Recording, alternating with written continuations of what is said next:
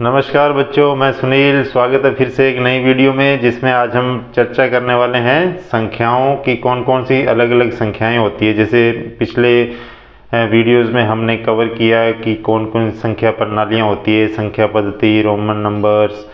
तो आज हम उसमें थोड़ा सा भारतीय संख्या प्रणाली में हम थोड़ा सा कुछ चीज़ें और समझ लेते हैं कि उसमें कितने तरह की संख्याएं होती है, उनको हम कैसे पहचान सकते हैं, उनका योगफल अगर हमें करना हो तो वो हम कैसे कर सकते हैं। तो उसके बारे में पूरा आज ये वीडियो होने वाला है। तो ध्यान से देखिए पूरा वीडियो और कोशिश करें समझने की, और अपने कुछ नोट्स अगर आप बनाना चाहें तो वो भी बना सकते हैं। तो चलिए शुरू करते हैं। तो पहला जैसे हम यहाँ पे देख रहे हैं कि संख्याएं। जैसे आज हम किसके बारे में बात करेंगे, आज हम बात करेंगे संख्याओं के बारे में। तो संख्याएं क्या है कि गणित की मूलभूत आधार है। अगर हम गणित पढ़ रहे हैं तो गणित में सबसे मूल जो मेन चीज़ है वो क्या है, संख्याएं हैं। संख्याओं के बिना गणित में हम कुछ नहीं कर सकते। तो ये संख्याओं की जो मूल आधार है, उनको जो गणित का मूल आधार है क्या है, संख्याएं। अब दार्शनिक प्रणाली यानी कि भारतीय प्रणाली, या फिर हम इसको बोल सकते हैं हिंदू अरेबिक प्रणाली।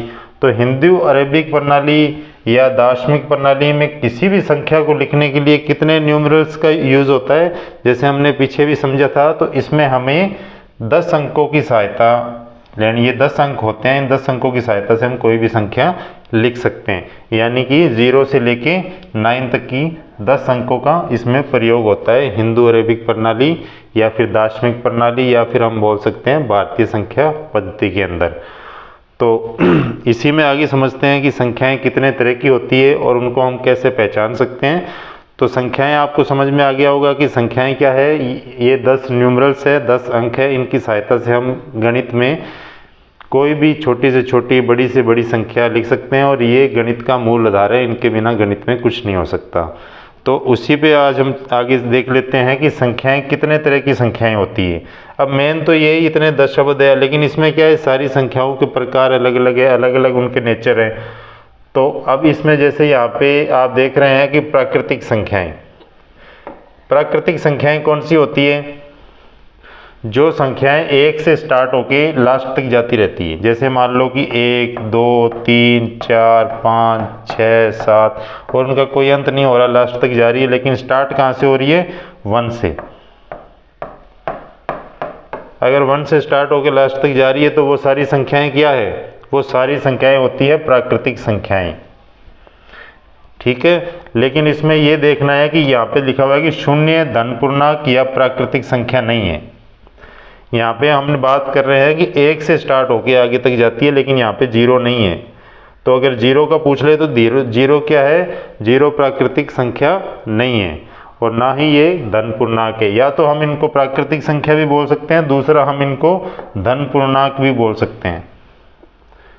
ठीक है।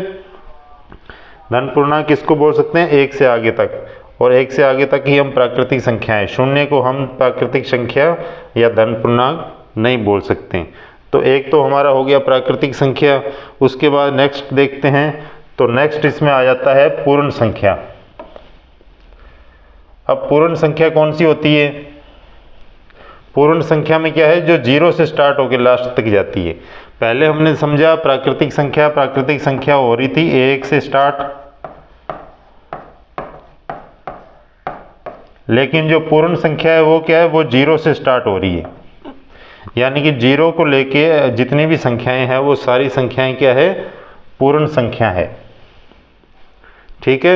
यहाँ तक आपको समझ में आया होगा कि क्या प्राकृतिक संख्याएं हैं, कौन सी पूर्ण संख्याएं हैं। अब इसमें आगे और देखते हैं कि और कौन सी तरह की संख्याएं हैं। तो अब इसमें आ जाता है भाज्य संख्याएं।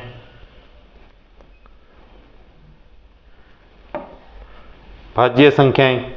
तो भाज्य संख्याओं को हम कैसे पहचान सकते हैं, तो इनके 2 नियम है कि ये 1 से तो बड़ी होगी। 1 से बड़ी वे प्राकृतिक संख्याएं हैं जो क्या है, या तो समय से या 1 के अतिरिक्त इनसे तो भाग जाएगी। इसके अलावा भी कम से कम एक और संख्या से भाग जानी चाहिए। तो ये सारी संख्याएं क्या हो जाएगी, ये हो जाएगी भाज्य संख्याएं। यानी कि अगर कोई संख्या है, जैसे यहाँ पे एग्जांपल है, यानी कि 4 को ले लेते हैं। तो 4 क्या है, 4 को हम भाग दे सकते हैं 1 से भी भाग दे सकते हैं 4, ठीक है। फिर 4 को क्या है, हम 4 से भी भाग दे सकते हैं।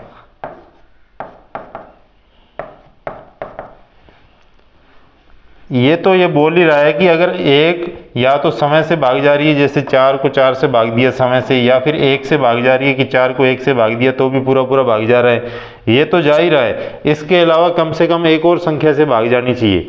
तो 4 और कौन सी संख्या से भाग जा सकता है, 4 को हम भाग दे सकते हैं, 2 से भाग दे सकते हैं, 2 दूनी 4 जा रहा है ना, मतलब समय से भी जा रहा है, 1 से भी जा रहा है, और कम से कम एक और संख्या से भाग जा रहा है। तो ऐसी संख्याओं को हम क्या बोलते हैं, ऐसी संख्याएं होती है भाज्य संख्याएं। जैसे यहाँ पे 4 है, 4 को हम 2 से भाग दे सकते हैं, 6 है, 6 को हम 3 से दे सकते हैं, 2 से दे सकते हैं, 9 को हम 3 से भाग दे सकते हैं, 15 है, इसको 3 से भाग कर सकते हैं, 5 से कर सकते हैं, यानी कि इनको खुद की रकम से भी भाग कर सकते हैं, 1 से भी कर सकते हैं, और इसके अलावा भी कोई दूसरी संख्या से भाग हम इनको कर सकते हैं। तो वो सारी संख्याएं क्या हो जाती है, भाज्य संख्याएं। इस पे आगे और देख लेते हैं कि अभी आ गया हमारे पास अभाज्य संख्याएं। पहले थी भाज्य, जो क्या था 1 से और समय के अलावा और भी दूसरी संख्या से भाग जा रही थी, उनको हम बोल रहे थे भाज्य संख्याएं। अब हमारे पास आ गया अभाज्य संख्याएं। अभाज्य संख्या में क्या है कि उसका बिल्कुल उल्टा है कि 1 के अतिरिक्त वे धन पूर्णांक संख्याएं जो 1 तथा समय के अतिरिक्त। जो भाज्य संख्याएं थी उसमें क्या था कि 1 और समय के अलावा भी वो दूसरी संख्या से भाग जा रही थी, लेकिन अभाज्य संख्या में क्या है कि 1 और समय के अतिरिक्त और किसी संख्या से भाग नहीं जाती है। ये सिर्फ और सिर्फ अभाज्य संख्या क्या होती है, सिर्फ और सिर्फ या तो 1 से भाग दे सकते हैं हम इनको, या समय की संख्या से भाग दे सकते हैं, जो संख्या है उसी संख्या से हम इसको भाग दे सकते हैं। तो ऐसी संख्याओं को क्या बोलते हैं, अभाज्य संख्या बोलते हैं, या फिर इनको ऋण संख्या भी बोलते हैं, ऋण संख्याएं।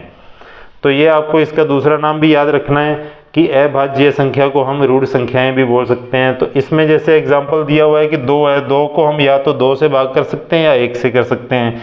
ऐसे ही 3 है, 5 है, 7, 11, 13, 17, ये सारी संख्याएं क्या है, या तो सिर्फ अपने नंबर से भाग जाएगी या 1 से जाएगी।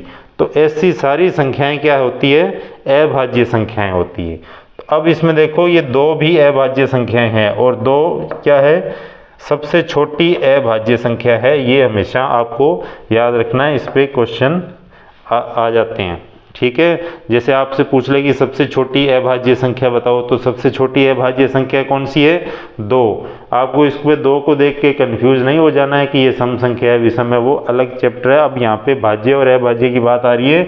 अगर अभाज्य की बात आ जाए तो 2 सबसे छोटी अभाज्य संख्या है। अब और देख लेते हैं आगे कि और इसमें कौन कौन तरह की संख्याएं होती है। अब इसमें नेक्स्ट आ गया कि सम संख्याएं। जैसे यहाँ पे आप देख रहे हो सम संख्याएं। अभी हमने पीछे क्या पढ़ा, भाज्य संख्याएं, अभाज्य संख्याएं, पूर्ण संख्याएं, प्राकृतिक संख्याएं। अब हमारे पास आ गई सम संख्याएं। अब अगर हमें पता करना हो कि सम संख्याएं कौन सी होती है, तो सम संख्याएं क्या है, जो संख्याएं 2 से पूरी तरह भाग चली जाए। कोई भी संख्या ले लो जो 2 से भाग चली जाए, उसको हम क्या बोलते हैं, सम संख्याएं। जैसे 2 को 2 से भाग कर सकते हैं, 4 को कर सकते हैं, 6 को, 8 को, 10 को, 12, 14 इनको कर सकते हैं, ठीक है। तो ये सारी संख्याएं क्या है, सम संख्याएं हैं, ठीक है। और सम संख्याएं क्या होती है, एक चीज़ आपको ध्यान रखना है, सम संख्याएं जैसे हमने देख लिया ये गिनती लिखी हुई है 1 2 3 4 5 6 7 8 9 10, ऐसे आगे लास्ट तक हम लिखते रहते हैं। तो अगर हमें सम संख्या निकालनी हो तो सम संख्या क्या होती है, 1 तो सम नहीं है, 2 है, 3 नहीं है, फिर 4 है, फिर 5 नहीं है, फिर 6 है, फिर 7 नहीं है, फिर 8 है, फिर 9 नहीं है, फिर 10 है। मतलब जो सम संख्याएं होती है वो एक एक अंक संख्या छोड़ के होती है, ठीक है। अगर मान लो पहली 50, अगर मान लो आपको पूछ ले कि पहली 50, या फिर हमें पूछ लें कि पहली 50 सम संख्याएं, अगर हमें उनका योगफल या कुछ पूछ ले तो 50 संख्याएं कहाँ तक होगी, 100 तक होगी। अगर 100 तक हम गिनती लिखेंगे तो उसमें एक के छोड़ के एक आ रही है, तो उसमें जाके 50 हमारी सम संख्याएँ होगी। ये समझ में आया कि सम संख्याएं जो 2 से पूरी तरह विभाजित हो जाए उनको सम संख्या बोलते हैं, और सम संख्याएं हमेशा एक अंक छोड़ के अगली संख्या सम संख्या होती है। जैसे 1 को छोड़ा 2 सम संख्याएं हैं, 3 को छोड़ा 4 सम है, 5 को छोड़ा 6 सम है, 7 को छोड़ा 8 सम है। इस तरीके से अगर 50 संख्याओं में हमें सम संख्या निकालनी हो तो 25 निकलेगी, 100 संख्या में अगर हमें सम संख्या निकालनी हो तो 50 निकलेगी, यानी कि उसका आधा। इसी पे हम आगे बढ़ते हैं।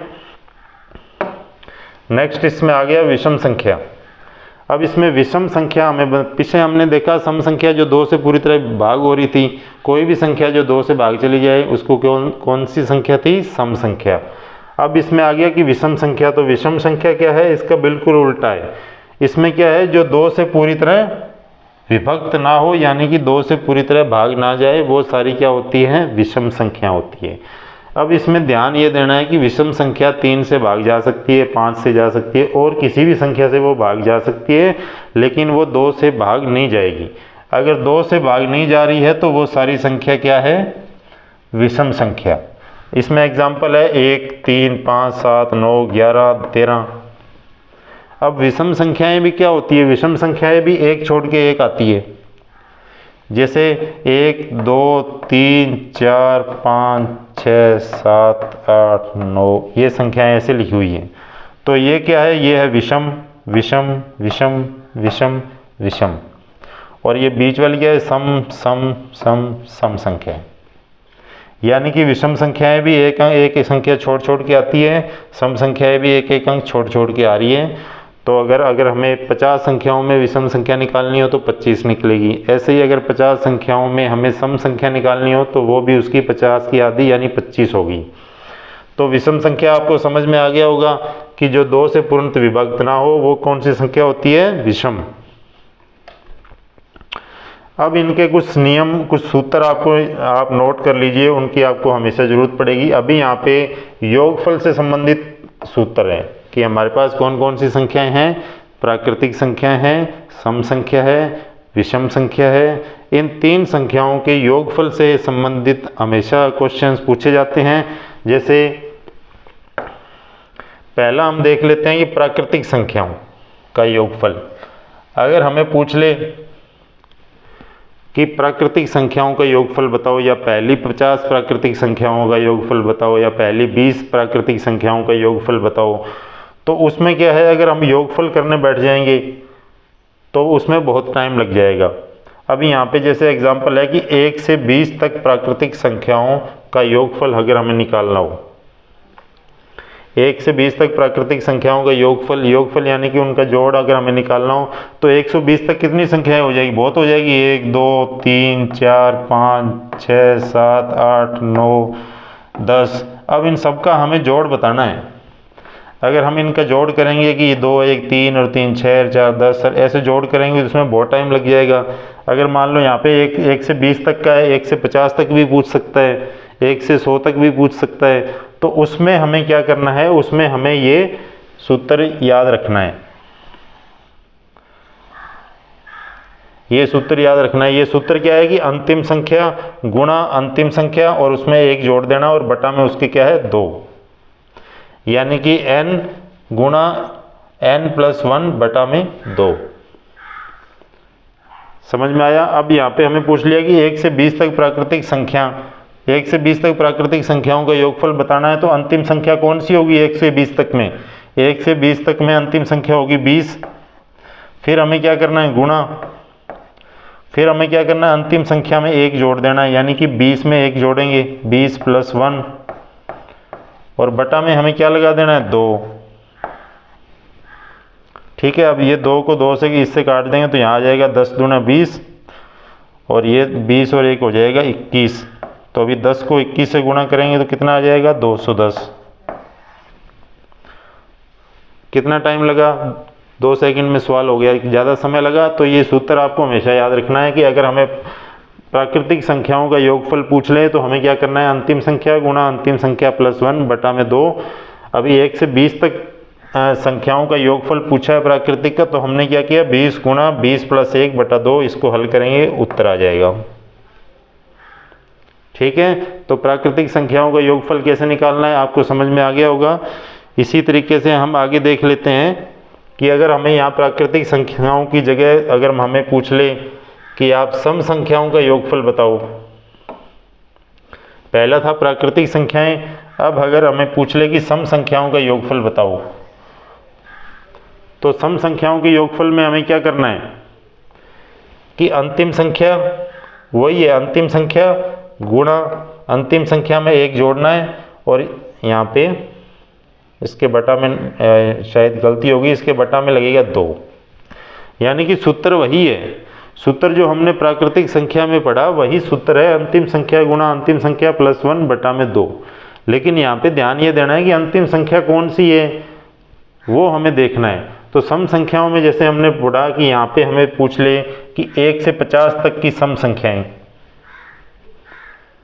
ठीक है, तो 1 से 50 तक की सम संख्या 50 में कितनी होगी सम संख्याएं, जैसे हमने पीछे समझा कि एक सम संख्याएं एक संख्या छोड़ के एक संख्या आ रही है, तो 50 में कितनी होगी, 50 में सम संख्या होगी 25।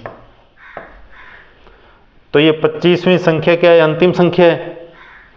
तो यहाँ पे क्या है कि अंतिम संख्या 25 गुणा 25 प्लस 1 और बटा में क्या कर देना है 2। तो ये 25 और 1 कितना हो जाएगा 26, 25 गुणा 26 बटा 2, और इसको काट देंगे तो ये आ जाएगा 13, 13 को 25 से गुणा करेंगे तो 325। टाइम लगा ज़्यादा? नहीं टाइम लगा, बिल्कुल समय नहीं लगेगा आपको अगर इसकी प्रैक्टिस होगी तो बिल्कुल फटाफट आप इसका आंसर दे सकते हैं कि कितनी भी प्राकृतिक संख्याओं या सम संख्याओं का विषम संख्याओं का पूछ ले, अगर आपको सूत्र याद होगी तो आप फटाफट उसका 2 मिनट भी नहीं लगेगा आपको, आप 5-10 सेकंड में उसका हल आप निकाल सकते हैं। तो हमेशा इसमें हमें ध्यान यही रखना है कि सम संख्याएं अगर 1 से 50 तक पूछिए तो कितनी सम संख्याएं होगी, उसमें होगी 25। तो हमारी अंतिम संख्या क्या हो जाएगी 25। अगर मान लो 1 से 50 तक या 1 से 100 तक पूछ ले तो 1 से 100 तक कितनी सम संख्याएं हो जाएगी 50, तो उसमें हमारी अंतिम संख्या क्या होगी 50। इसी तरीके से हमें ये सूत्र लगा लेना है, अंतिम संख्या गुणा अंतिम संख्या प्लस 1 करके उसको 2 से डिवाइड कर देंगे तो हमारा उत्तर आ जाएगा। इसी में आगे देख लेते हैं कि अभी हमने प्राकृतिक संख्या देख लिया, सम संख्या देख लिया, अभी हमारे पास आ गया विषम संख्या, कि अगर हमें विषम संख्याओं का योगफल निकालना है तो इसका सूत्र थोड़ा सा अलग है। पहले दोनों का प्राकृतिक संख्या सम संख्या उनका सूत्र सेम है, बस सम संख्या में और प्राकृतिक संख्या में हमें समझना है कि सम संख्याएं कितनी है, प्राकृतिक संख्याओं में तो बिल्कुल सिंपल है। अभी हमारे पास नेक्स्ट आ गया कि विषम संख्या। विषम संख्या में हमें क्या करना है कि अंतिम संख्या का स्क्वायर रूट निकाल देना है, ठीक है। अंतिम संख्या क्या है, जैसे प्रथम 20 विषम संख्याओं के योगफल के लिए, प्रथम 20 विषम संख्याओं के योगफल के लिए n तो 2 10, क्योंकि 1 से 20 तक की संख्या में प्रथम 20। अब प्रथम 20 के अंदर पूछा कि प्रथम 20 संख्याओं में विषम संख्याओं के योगफल का अगर हमें निकालना हो, कि मान लो 1 से 20 तक 1 2 3 ऐसे करके 20 तक संख्याएं हैं। अब उस 20 संख्या में हमें 1 से 20 तक की सम संख्या में 10 सम संख्याओं का निकालना है, तो इसके अंदर कितनी विषम संख्या निकलेगी, इसके अंदर विषम संख्या 1 छोड़ के 1 निकल रही है, तो विषम संख्या आएगी 10। और अब इन 10 संख्याओं का अगर हमें योगफल निकालना है तो हम क्या करेंगे, 10 का स्क्वायर रूट 10, यानी कि 10 गुणा 10 कितना हो जाएगा 100। यहाँ तक क्लियर हो गया आपको कि अगर हमें विषम संख्याओं का योगफल निकालना हो तो क्या है, जैसे हमें पूछ लिया कि 1 से 50 तक की विषम संख्याओं का योगफल बताओ, तो 1 से 50 तक में कितनी विषम संख्याएं आएगी 25। अब इनका योगफल कैसे निकलेगा, 25 का स्क्वायर, 25 गुणा 25 यानी कि 625, तो ये उत्तर आ जाएगा। इसी तरीके से हम इनको हल कर सकते हैं। अब इसमें कुछ इंपॉर्टेंट बातें और आप समझ लेते हैं। अब संख्या में क्या है, आपसे ये भी पूछ सकते हैं कि 3 अंकों की बड़ी से बड़ी संख्या लिखो, 5 अंकों की बड़ी से बड़ी संख्या लिखो या छोटी से छोटी संख्या लिखो। तो उन संख्याओं को हम क्या लिख सकते हैं, उसमें बिल्कुल सिंपल है कि अगर हमें बड़ी संख्या का पूछ ले तो जितनी बड़ी संख्या का पूछे उतने 9 हमें लगा देने हैं। जैसे यहाँ पे क्या है, 3 अंकों की सबसे बड़ी संख्या तो 3 9 लग गए। अगर यहीं पे हमें 5 अंकों की पूछ ले बड़ी से बड़ी संख्या तो हम 5 9 यहाँ पे लगा देंगे। यहाँ तक बिल्कुल सिंपल है, बिल्कुल आसान है कि अगर बड़ी से बड़ी संख्या पूछ ले, जितने अंकों की पूछ ले उतने हमें 9 उसमें लगा देने हैं। उसके बाद में दूसरी बात आ जाती है कि छोटे अंकों की संख्या पूछ ले कि 5 अंकों की आप छोटी से छोटी संख्या बताओ, तो 5 अंकों की क्या है, पहले तो हमें 1 लगा देना है और उसके बाद में 4 0 लगा देंगे, यानी कि टोटल अंक उस संख्या में होने चाहिए 5। तो इसमें कितने अंक है, 5, यानी कि 1 तो हमने 1 लगा दिया और बाकी जो 4 बचे वो चारों हमने लगा दिया 0। अगर छोटी से छोटी संख्या पूछ ले तो वो हम ऐसे लिख सकते हैं, और बड़ी से बड़ी संख्या पूछे तो उतने हम 9 लगा के बड़ी से बड़ी संख्या लिख सकते हैं। तो इसी के साथ आज का ये टॉपिक कंप्लीट हो गया, आज का ये वीडियो कंप्लीट हो गया है, जिसमें मैंने आपको बताया कि कितने तरह की संख्याएं होती है, सम संख्या, विषम संख्या, प्राकृतिक, पूर्ण संख्याएं। तो ये सारे बहुत ही इंपॉर्टेंट है, इसमें हमेशा क्वेश्चन आते हैं, तो आपको इसकी प्रैक्टिस अच्छे से करनी है। अगर आपको कुछ चीज़ें समझ में नहीं आई तो आप वीडियो को दोबारा जाके देख सकते हैं, जिसमें आपको सारी चीज़ें क्लियर हो जाएगी। और तो बस आज के लिए इतना ही। आपका देखने के लिए बहुत बहुत धन्यवाद। Thank you.